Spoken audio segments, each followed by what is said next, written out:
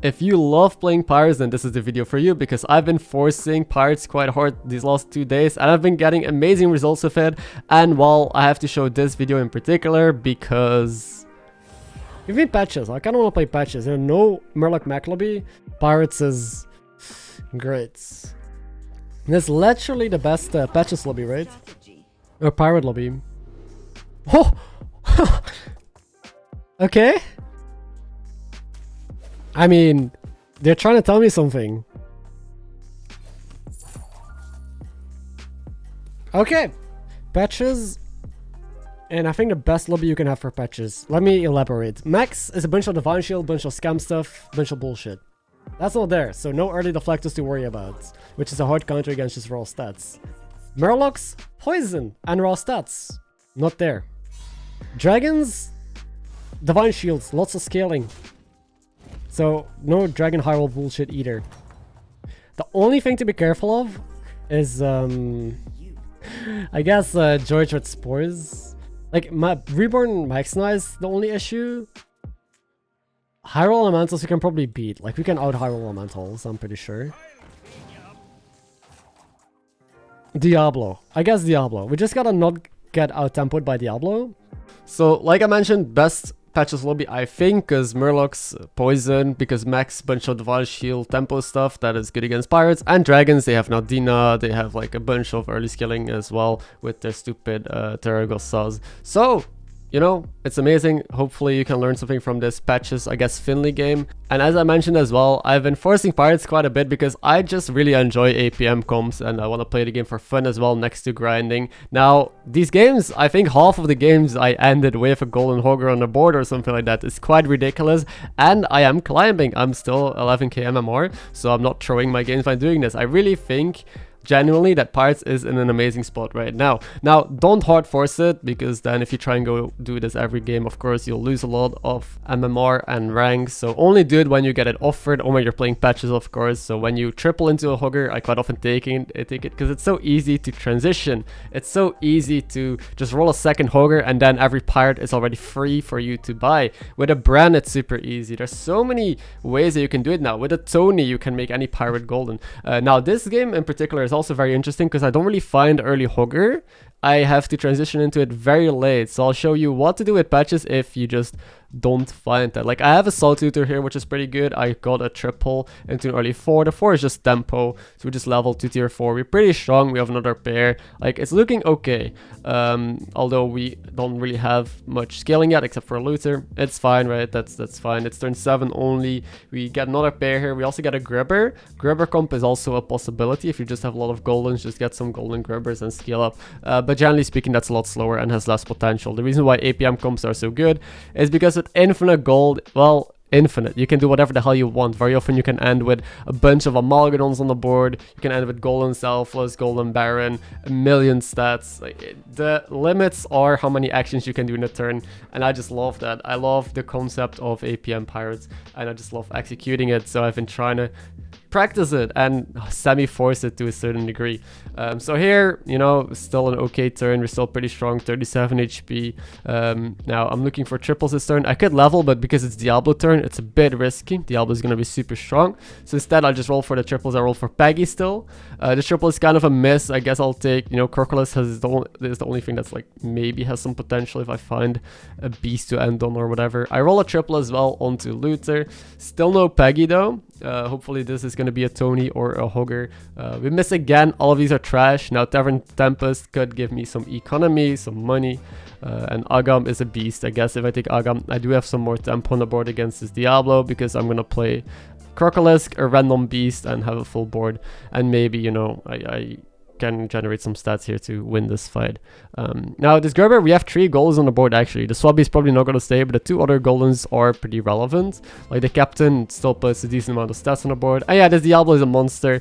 As you can see, they're high rolling with double Dazzling Light Spawn, massive Golden Weaver. And also context, I think Shambhala also, when I faced her, had a Major Dome and a really amazing setup. We also still have George and Lobby who can find Spores with Divine Shield, and I think Omu, yeah, Omu had a super early Shaker board. So we have a lot of people high rolling really good early things, and I am just thinking to myself, well, this is kind of unfortunate because we don't really have anything yet. Like, we still have a lot of potential, but it's turn 9.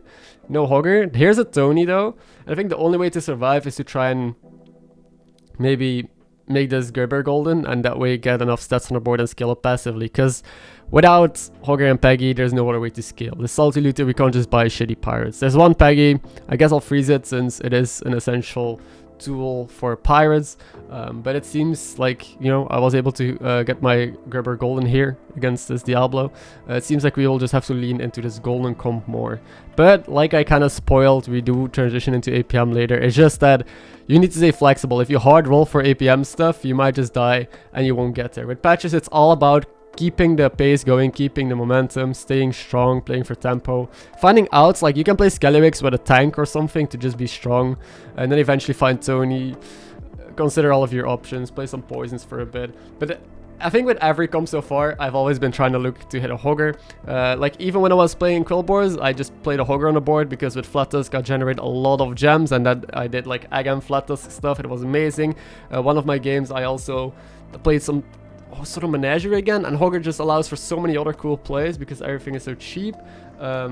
It has so many utilities. It's kind of wild. Okay, enough fanboying for now. I had to sell my Peggy here because, well, it doesn't really do anything, right? I don't really scale with Peggy. I rather keep the golden captain because I have a golden Hogger and a normal Hogger that I'm trying to make golden here. So, you know, it's just going to be way more stats and scaling in the end than the Peggy probably. I was able to make my other Gerber golden as well because I played double Skellywag on the board here. I also have a pair on Tony somehow. And one thing to remember is don't just buy every pirate that you see, only buy useful pirates. I bought the Skelly because it was a pair. I mainly am going to buy pairs here. I'm going to buy strong cards and that's it. And of course, Hogger is a card that we still are looking for that I haven't found yet. It's a top 5. We're up against Shambhala, who was high rolling quite a bit. I'm scaling with double Kripper, but they're not that strong yet or that like massive. I do have 4 goldens though. Didn't triple the Skelly from Hero Power. Didn't find Hogger. Bit unfortunate, but we have a golden Tony that I guess we could use, and there's a Hogger, and now you can see me, just my reaction. I want to have this Hogger golden. It's very risky, but I said do or die. Like, I could, no, we hit a Hamul even, so I could just try and give it my all. I'm gonna sell a Skelly here because the captain still has way too many stats, trying to make this Hogger golden, because if I do, every pirate is free. If I play Hamul and I hit one more Hogger from the Hamul, I'm infinite, and in 1 or 2 turns we can blow up. That's again the beauty of this comp. You can just in 1 or 2 turns blow up. All you need is like 1 setup turn, 1 turn where you get golden Hogger, normal Hogger, and you're infinite, baby. So we got the golden Hogger this turn, this fight. We survived at 1 HP, so the armor on Finley was relevant, and now it's time to see what we can make work. So now Peggy becomes valuable again. I can put it on the board again. The Tony isn't gonna do shit. I mean, we have another Peggy that we can make golden, but I guess I could have sold the captain as well. And we just, you know, buy pirates. Now, sadly enough, we didn't hit a Hogger here in the shop.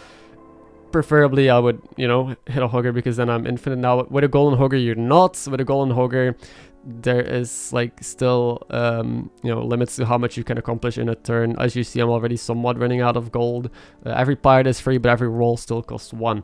You could consider going to 6 as well, but we're not an Eliza comp. We scale a lot with this looter, with these double Gerbers, so I don't feel the need to ever go up. There's also no Seafood Slinger, so we can't really get like golden Amalgadons or golden Lookouts. Also, Arm, don't triple it. I think it's better to not triple it, and because that way you can keep cycling. I can keep the arms in hand now and just buy more pirates, get more stats from these. While if you play an Arm and then triple it, you miss out on potential stats if you, instead of just keep going. Basically, there's no 6 I want anyway, right? It's not like I have Bran and I can hit. I mean, the only 6 would be Hamul, but with Bran I guess you could take a Malagadon if you have that sort of stuff. I found double Peggy, so I sold my golden captain for it finally. I also bought a Spore because I know this guy had a very big Molten Rock, I think, if I remember correctly. Still has it, so great. Double Peggy in the back is very bad though. Like, they're just 2 6/5s. He sniped my Spore with his stupid spell, of course, as always. But guess what? We're able to survive, and you see me standing up because now the APM happens. Finally, this game was so close. Like, I had to like scrape by trying to make this gold Gerber comp work, and now I'm changing up the music to some funk. Let's go. It's time to 8 p.m. It's top 2, and I'm not rolling any pirates. I'm upset. But yeah, we hit Hamul from the triple. There was also Max now, but because I have a Spore in shop, I'm comfortable just taking Hamul since I have 2 poisons anyway. No Hogger again from Hamul. Very unfortunate. So we're still not infinite, but we can still, you know, do quite a bit in this turn. Maybe hit another triple, get some stats. But it seems like this will be a very short 8 p.m. turn, sadly, even though I got insanely hyped for it. This game was, you know, quite a special treat. Now let's see if we can out-Hyrule this Hyrule Shambhala, who is pretty scary. Now at the start of this video I said that we can out-Hyrule elementals that Hyrules, which is true because, you know, anything infinite can out-Hyrule anything. But we're not infinite. We don't have a single golden hugger. We've been scaling with Gerbers, so we'll see. Now maybe the spores get there. I got the Divine Shield spell as well, so I have a Divine Shield spore and normal spore. But my spore hits the worst unit on his board. Literally the only 7-3 instead of something else, which is very unfortunate. And his max now connects with my biggest unit. Those are the two, literally the worst hits that you could have. So I'm losing it. But guess what? We're too big. We're able to outstat the Shambhala player and win this lobby. Somehow I won this game, but I hope this shows you the power of patches, of trying to go 8 p.m. even when things look grim, and how to transition and play for tempo. Thanks for watching and have a good day.